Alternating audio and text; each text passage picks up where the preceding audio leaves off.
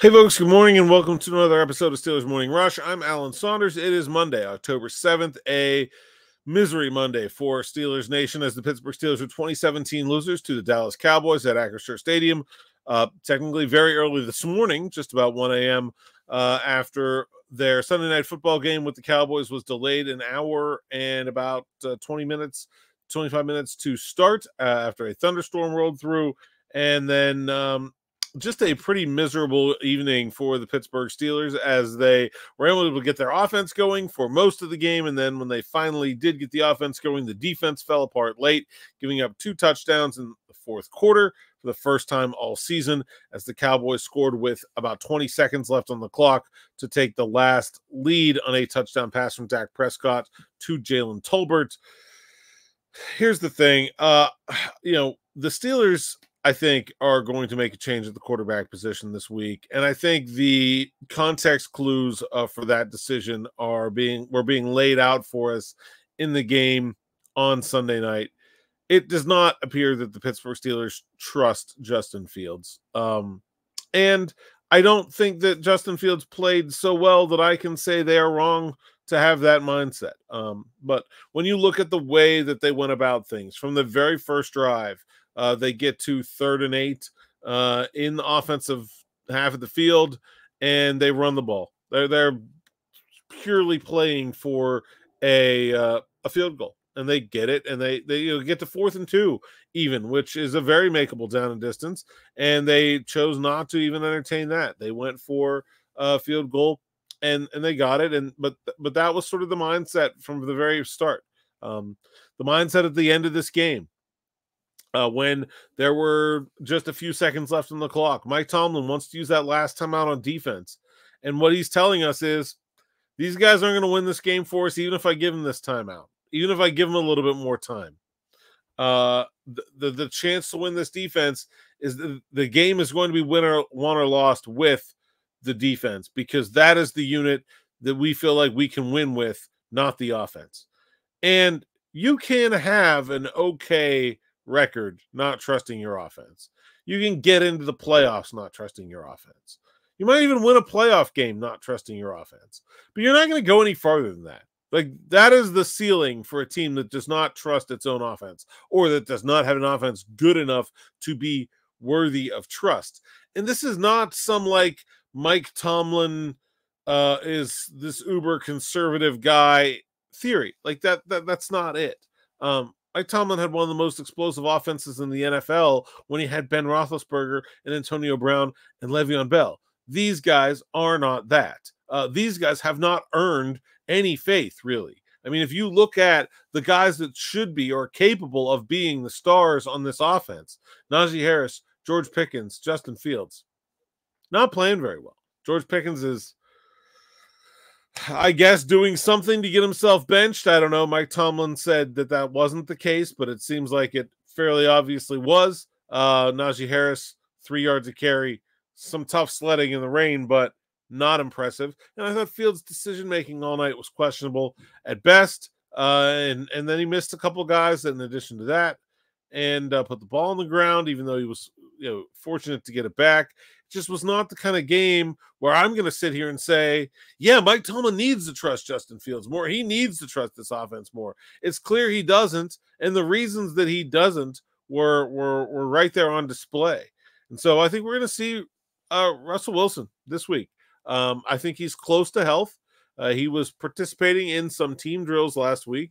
I still have not seen him run, really, which is a red flag for me that I will probably need to see change before I really think this is a good idea.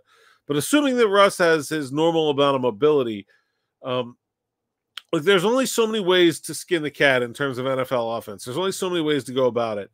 What Arthur Smith really wants is to establish the running game. And I don't know if this team is going to be capable of doing it. They're banged up on the offensive line, but I think they're as healthy right now as they're going to get. And they weren't really getting much push. Najee Harris is an imperfect running back, but Jalen Warren and Cordell Patterson are both hurt. And, I don't know how much of a difference they're going to make in that equation either. I think they need to find a way to run the ball, but if they can't, this offense, especially with Justin Fields in there, is just not going to work. It's not. They have to do better than 3 yards a carry. So what can you do if you can't run the ball? Well, you can run quick game. That's the other. I mean, that's what the Dallas Cowboys did to the Steelers in this game. The Dallas Cowboys could not run the ball for most of this game. At halftime, I think they had like 23 rushing yards or something like that.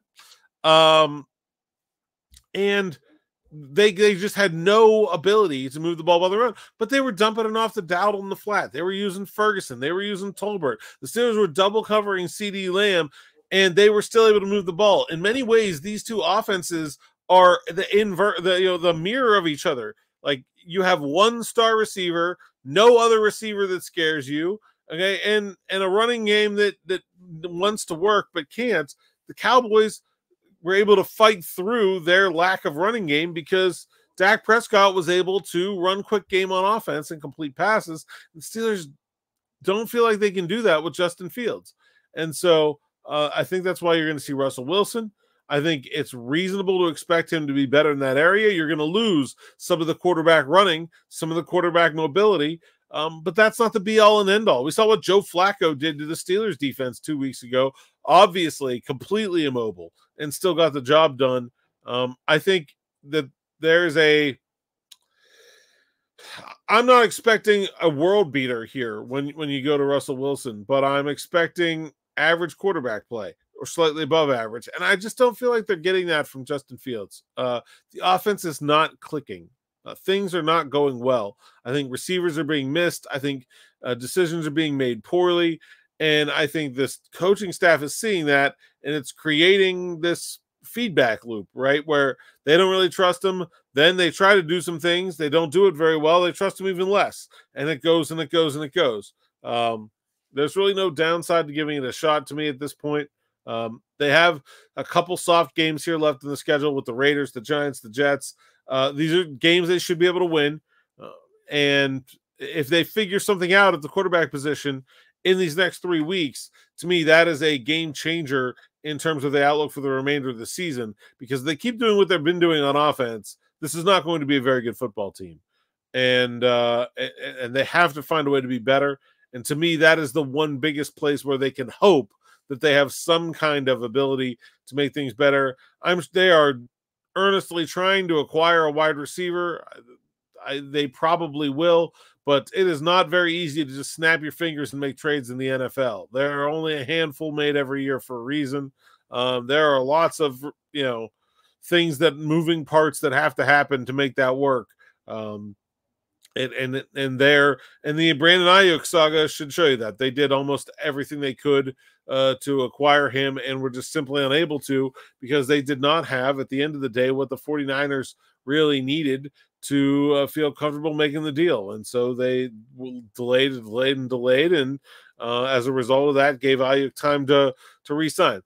It's not going to be the same formula. I'm just saying, wanting to trade for a player is not enough. Like, there need to be conditions where you're the best option, that are not always in your control.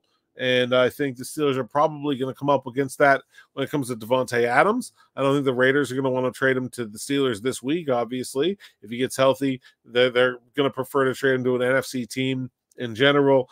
And I don't think the Steelers would be his first choice either. Not that it really matters as much in this situation.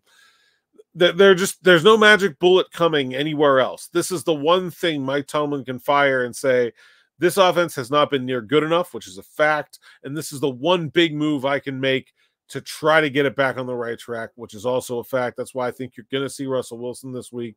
We'll see how it goes at practice. We'll see what Mike Tomlin says on Tuesday, but that's where my gut is right here. Thanks for listening. Thanks for watching. Make sure you like, subscribe, hit that bell for notifications here on the YouTube channel. Be back with more from the locker room this afternoon. Be back with Smitty around 6 o'clock for Steelers Afternoon Drive. Thanks for listening. Thanks for watching. Until next time, enjoy.